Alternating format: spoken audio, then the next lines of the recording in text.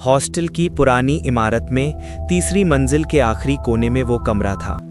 लकड़ी का दरवाजा जिस पर पीला पेंट उखड़ चुका था और बीच में लोहे की पट्टी से लिखा था 313। ताला जंग खा चुका था मगर कभी टूटा नहीं।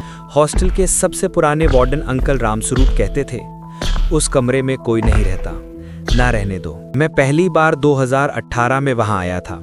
इंजीनियरिंग का पहला साल। रात को लाइट जाने पर लड़के इकट्ठा होकर भूत की कहानियां सुनाते। कोई कहता वहां एक लड़की मर गई थी, कोई कहता उसने खुदकुशी की थी, कोई चुपके से बताता उसका नाम था आरुषि। मैं हंस देता, विज्ञान का छात्र था ना। फिर एक रात हुआ, मैं लेट नाइट पढ़ रहा था। हॉस्टल खाली हो चुका था, सेमेस्टर ब्रेक। सिर्फ मैं और मेरा दोस्त सौरभ रुके थे। रात के 2 बजे अचानक कॉरिडोर में किसी के रोने की आवाज आई, धीमी दबी हुई, जैसे कोई तकिए में मुंह दबाकर रो रहा हो। सौरभ सो रहा था। मैं उठा, दरवाजा खोला। कॉरिडोर में लाल इमरजेंसी लाइट जल रही थी। रोने की आवाज साफ थी, आ रही थी 313 की तरफ से। मैं धीरे धीरे चला, हर कदम पर फर्श चीखता। जब 313 के सामने पहुंचा तो रोना बंद हो गया। पूरी खामोशी, सिर्फ मेरी सांसें।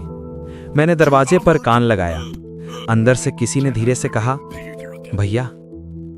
मेरा शरीर कांप गया। आवाज लड़की की थी, बहुत पतली, बहुत थकी हुई।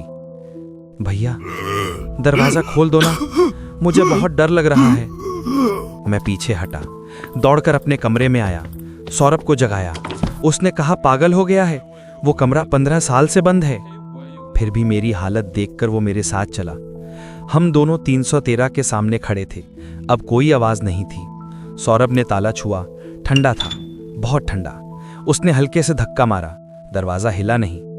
तभी अंदर से फिर वही आवाज आई, प्लीज मुझे अकेला मत छोड़ो, मैंने कुछ नहीं किया था, मुझे फंसा दिया था।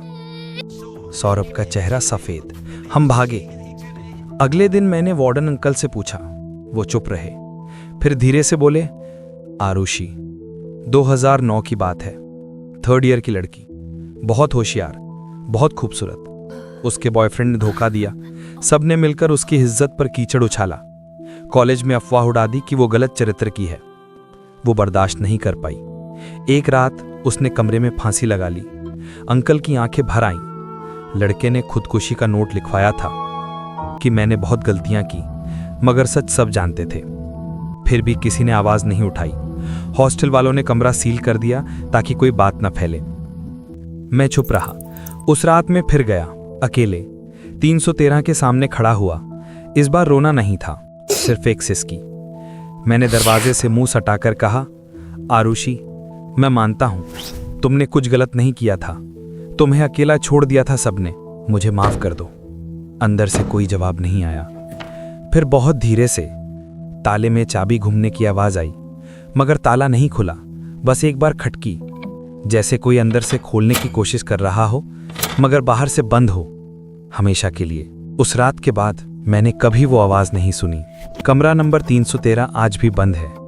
ताला अब और जंग खा गया है, मगर कभी कभी जब हॉस्टल खाली होता है, कोई लड़का चुपके से बताता है उसने 313 के दरवाजे पर एक हाथ का निशान देखा, भीगा हुआ, जैसे कोई अंदर से दरवाजा पीट रहा हो और रो रहा हो। और हम सब चुप रह जाते हैं, क्योंकि हम जानते हैं कुछ दरवाजे इसलिए बंद नहीं किए जाते कि भूत अंदर ना आए, बल्कि इसलिए कि सच बाहर ना आए।